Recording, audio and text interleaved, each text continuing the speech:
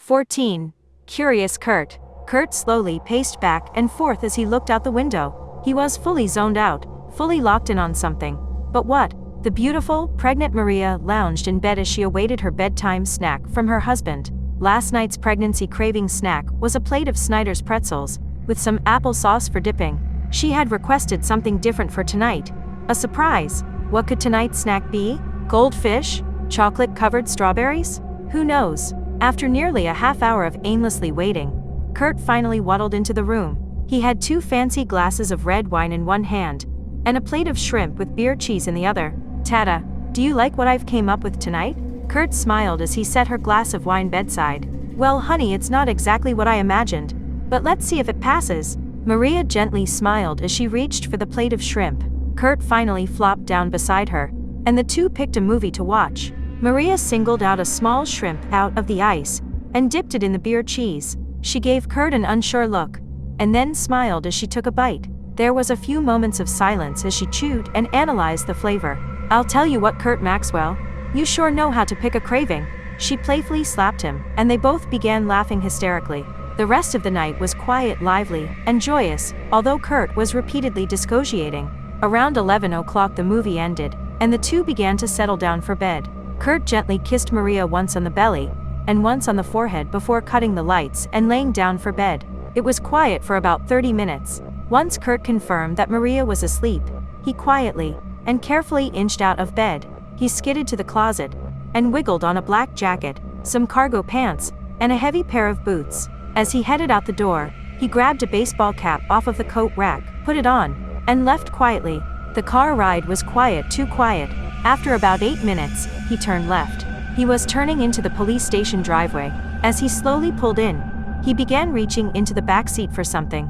He struggled to get what he was rummaging for as he parked the car. He eventually unbuckled his seatbelt and fully turned around to grab whatever he was looking for. He finally pulled out a pair of dirty, wrinkly work pants and threw them over his shoulder as he exited the vehicle. He quickly scanned his key fob and entered the building. He headed straight for the lab room. Once he entered the lab and sat down on a chair, he pulled out a pair of dark blue, wrinkled glasses. He stared at them for a moment, and then grabbed a microscope and a gel. This wasn't any ordinary gel, it was Crim Gel. Crim Gel specializes in revealing any blood or fingerprints that may be on an object. He carefully spread the gel around the glasses while looking at each spot with the microscope. There seemed to be nothing so far. As Kurt began to give up his side quest, he saw it. It's a partial print. This is perfect.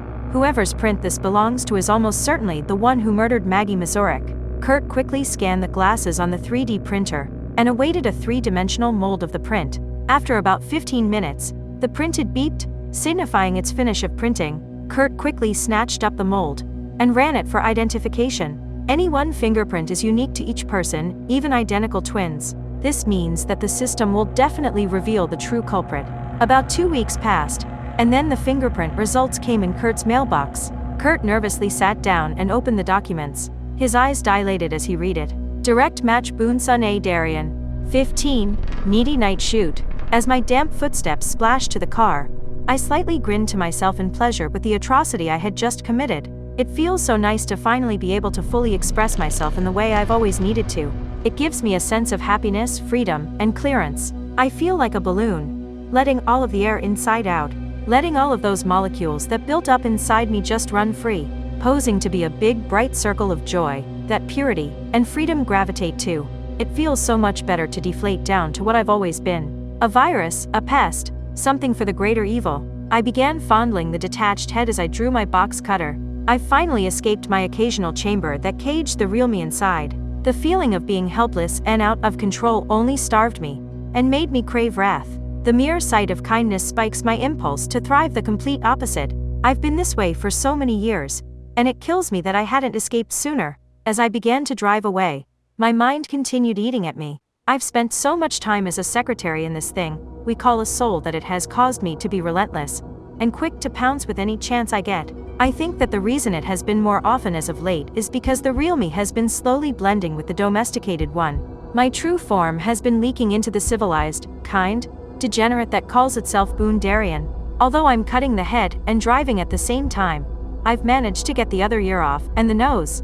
Maybe deep down inside, my conscience has known all these years that I've been right all along. Struggling individuals are just the bad-tasting junk food. There isn't a single person I've seen that I haven't found pathetic and useless. This includes myself, but I see myself as the disposable vacuum.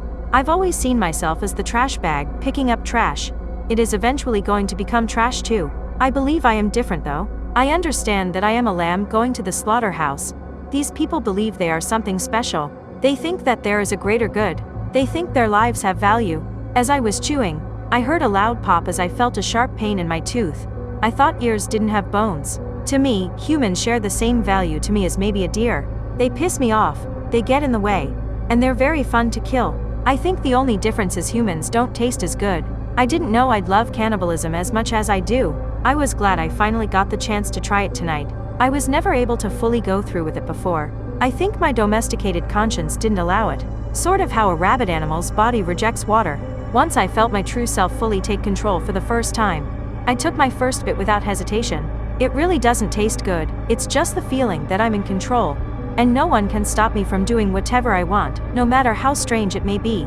As I carefully pulled my car into the morgue, I slowly tucked the head in the glove box. I wanted to try the whole nose at once, so I quickly tossed it in. I quietly opened the car door and slowly emerged into the darkness. Once my pupils enlarged to help me see in the dark, I checked for cameras. Once I confirmed that the morgue was unguarded, I quickly picked the lock of the back door.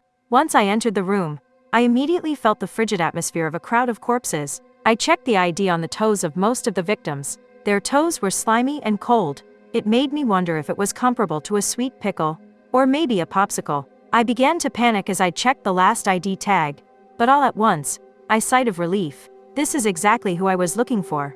The ID read, Maggie Mazurek, cause of death, homicide. I chuckled to myself as I tossed the body over my shoulder and waddled away.